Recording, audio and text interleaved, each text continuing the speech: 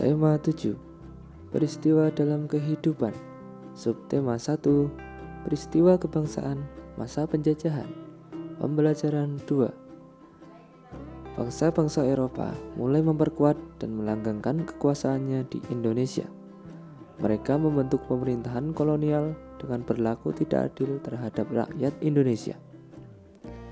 Demi mewujudkan semboyan 3G, bangsa-bangsa Eropa di Indonesia membentuk pemerintahan kolonial di Indonesia tidak lagi hanya urusan perdagangan. Pemerintahan kolonial yang mereka bentuk semata-mata hanya untuk melanggengkan dan memperluas kekuasaan mereka terhadap bangsa Indonesia. Penderitaan rakyat Indonesia pun makin bertambah. Pemerintahan kolonial melakukan penindasan-penindasan dengan membuat peraturan dan program kerja yang hanya menguntungkan pihak mereka sendiri, seperti kerja paksa, tanam paksa, dan lain-lain. Ayo kita baca dan pahami teks-teks pada masa kolonial berikut. Peristiwa-peristiwa pada masa pemerintahan kolonial Inggris. Setelah berhasil menguasai Indonesia, pemerintahan Inggris kemudian mengangkat Thomas Stamford Raffles sebagai Letnan Gubernur di Indonesia. Raffles memulai tugasnya pada tanggal 19 Oktober 1811. Kebijakan di bidang ilmu pengetahuan. 1. Mengundang ahli pengetahuan dari luar negeri untuk mengadakan berbagai penelitian ilmiah di Indonesia. 2. Raffles bersama Arnoldi berhasil menemukan bunga bangkai sebagai bunga raksasa dan terbesar di dunia. Bunga tersebut diberi nama ilmiah Rafflesia arnoldi. 3. Raffles menulis buku History of Java dan merintis pembangunan Kebun Raya Bogor. Kebun Raya Bogor merupakan kebun biologi yang mengoleksi berbagai jenis tanaman di Indonesia, bahkan dari berbagai penjuru dunia. Kebijakan di bidang ekonomi. 1. Menghapus kontingenten. Penyerahan diganti dengan sistem sewa tanah atau land renting. 2. Semua tanah dianggap milik negara, maka petani harus membayar pajak sebagai uang sewa. Upaya Raffles menerapkan sistem pajak tanah mengalami kegagalan karena faktor-faktor berikut. 1. Sulit menentukan besar kecilnya pajak bagi pemilik tanah karena tidak semua rakyat mempunyai tanah yang sama. 2. Sulit menentukan luas sempitnya dan tingkat kesuburan tanah petani. 3. Keterbatasan pegawai-pegawai Raffles. 4. Masyarakat desa belum mengenal sistem uang. Kebijakan di bidang pemerintahan, pengadilan, dan sosial. Dalam bidang ini, Raffles menetapkan kebijakan berikut.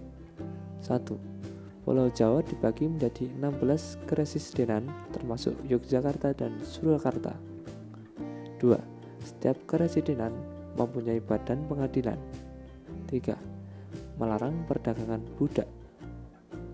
Peristiwa-peristiwa pada masa pemerintahan kolonial Belanda. Pada tahun 1595, Belanda berangkat dari Eropa di bawah pimpinan Cornelis de Houtman dan sampai di Indonesia pada tahun 1596 dengan mendarat di Banten. Sejak pelayaran de Houtman, banyak berdiri perusahaan-perusahaan dagang Belanda yang masing-masing memiliki kapal sendiri dan berlayar ke Indonesia. Pembentukan VOC. Pedagang Belanda dengan didukung oleh pemerintahan membentuk kongsi dagang yang bernama VOC pada tanggal 20 Maret 1602. Tujuan VOC di Indonesia antara lain sebagai berikut. 1. Menguasai pelabuhan-pelabuhan penting. 2. Menguasai kerajaan-kerajaan di Indonesia. 3. Melaksanakan monopoli perdagangan rempah-rempah. Pengalihan kekuasaan VOC kepada kerajaan Belanda. Memasuki akhir abad ke-18, kejayaan VOC mulai merosot. Faktor internal yang menyebabkan kemerosotan VOC adalah sebagai berikut. 1. Banyak pegawai VOC melakukan korupsi. 2. Sulitnya melakukan pengawasan terhadap daerah penguasaan VOC yang sangat luas. Faktor eksternal yang menyebabkan kemerosotan VOC adalah sebagai berikut. 1. Meletusnya revolusi Prancis menyebabkan Belanda jatuh ke tangan Prancis di bawah pimpinan Napoleon Bonaparte. 2. Penentangan oleh rakyat Indonesia terhadap VOC dalam bentuk peperangan yang banyak menyedot pembiayaan dan tenaga. Pada tanggal 15 Januari 1808, Herman W. Daendels menerima kekuasaan dari Gubernur Jenderal Wyss. Daendels dibebani tugas mempertahankan Pulau Jawa dari serangan Inggris karena Inggris telah menguasai daerah kekuasaan VOC di Sumatera, Ambon, dan Banda. Sebagai Gubernur Jenderal, langkah-langkah yang ditempuh Daendels antara lain: 1. Meningkatkan jumlah tentara dengan cara mengambil dari berbagai suku bangsa di Indonesia. 2. Membangun pabrik senjata di Semarang dan Surabaya.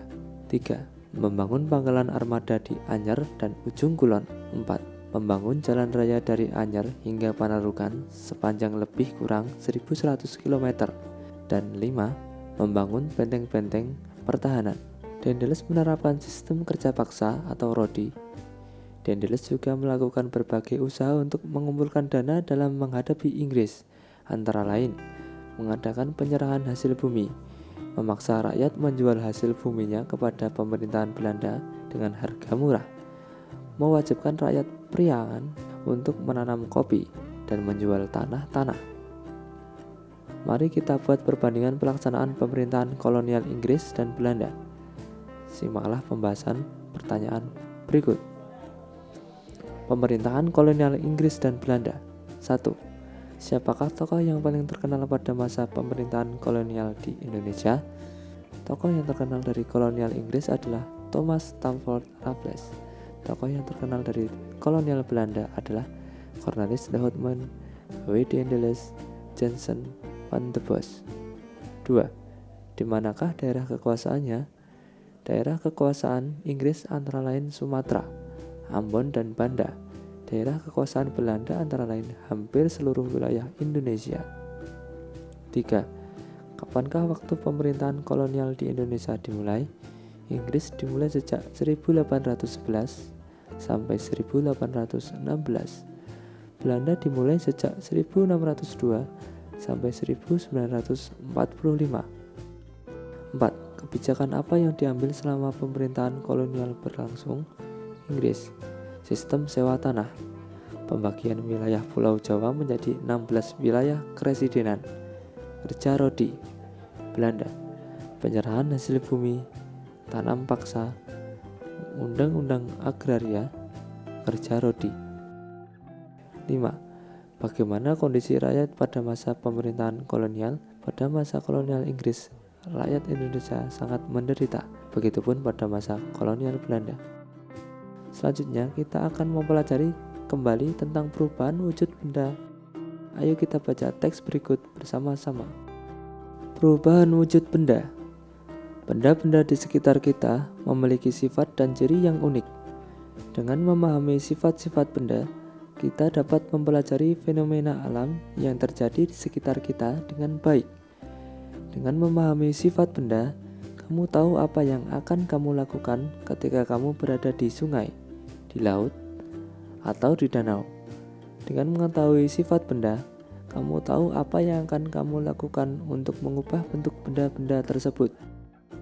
Meskipun hanya 3 wujud benda, tetapi ketiganya dapat mengalami perubahan wujud dengan cara yang berbeda. Perubahan wujud benda disebabkan oleh lingkungan yang berubah, misalnya suhu lingkungan yang menjadi panas atau dingin. Perubahan wujud suatu benda dengan terjadi antara lain adalah peristiwa membeku, mencair, menguap, mengembun, atau menyublim. Membeku merupakan perubahan wujud benda cair menjadi benda padat. Perubahan ini terjadi karena suhu di lingkungan menjadi dingin. Benda cair akan membeku jika suhunya di bawah 0 derajat Celcius. Perubahan air menjadi es merupakan salah satu peristiwa yang sering dijumpai sehari-hari. Mencair merupakan perubahan wujud benda padat menjadi benda cair akibat suhu yang memanas. Beberapa peristiwa di sekitarmu mudah kamu temui untuk menunjukkan peristiwa ini. Salah satunya ialah es mencair. Menguap merupakan perubahan wujud benda cair menjadi benda gas. Peristiwa ini mudah dijumpai ketika ada kegiatan masak-memasak. Pada saat air dipanaskan di atas api kompor, dalam beberapa saat air akan mendidih. Peristiwa mendidih adalah contoh terjadinya penguapan atau perubahan dari benda cair ke gas, dan pada saat yang sama terjadi pengurangan volume air. Berdasarkan teks perubahan wujud benda tersebut, kita dapat mengetahui bahwa 1.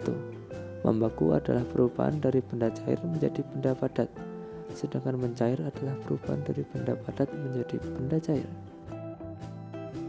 2. Perbedaan peristiwa membeku dan menguap adalah membeku perubahan dari benda cair menjadi benda padat, sedangkan menguap adalah perubahan dari benda cair menjadi benda gas. 3. Perbedaan peristiwa mencair dan menguap adalah mencair adalah perubahan dari benda padat menjadi benda cair, sedangkan menguap adalah perubahan dari benda cair menjadi benda gas. 4.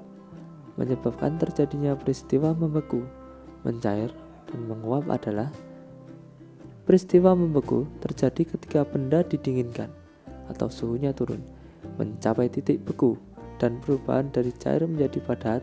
Peristiwa dalam sehari-hari misalnya air yang didinginkan menjadi es. Peristiwa mencair terjadi ketika benda dipanaskan atau suhunya naik, mencapai titik cair atau titik leleh.